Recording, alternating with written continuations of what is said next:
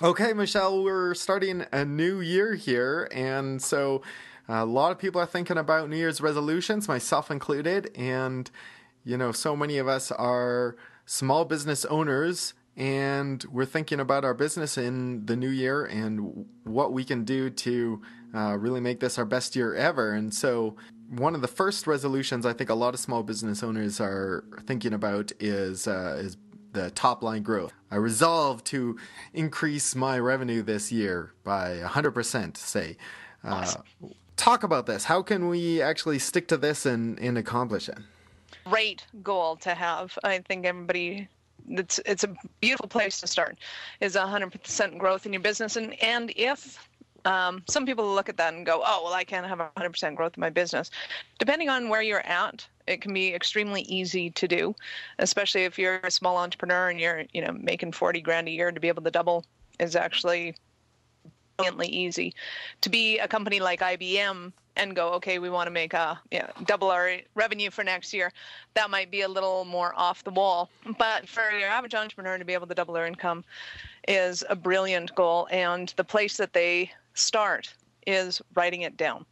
So knowing what they actually made last year and writing that down.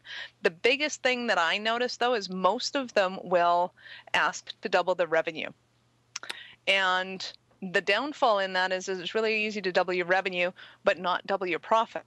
So Hmm. what I highly recommend people do is to notice what their profit margin is and to double that, so that even if they do double the revenue, that they keep their expenses low at the same time. Because really what they want is to be able to double their take home or their profit, or it's something else other than just their gross revenue. So to start with, kind of calculating that, figuring out, okay, what do I really want to Hmm. double?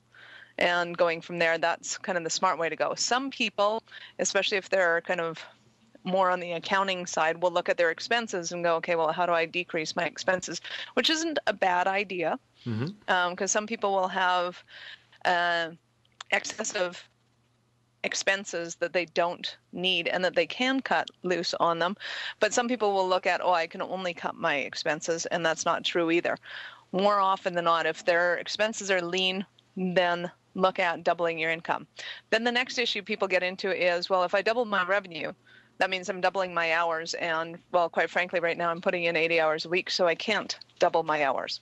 Hmm. That's not what I'm asking them to do either. So once you have the end goal in mind of, okay, we want to double our take home for next year.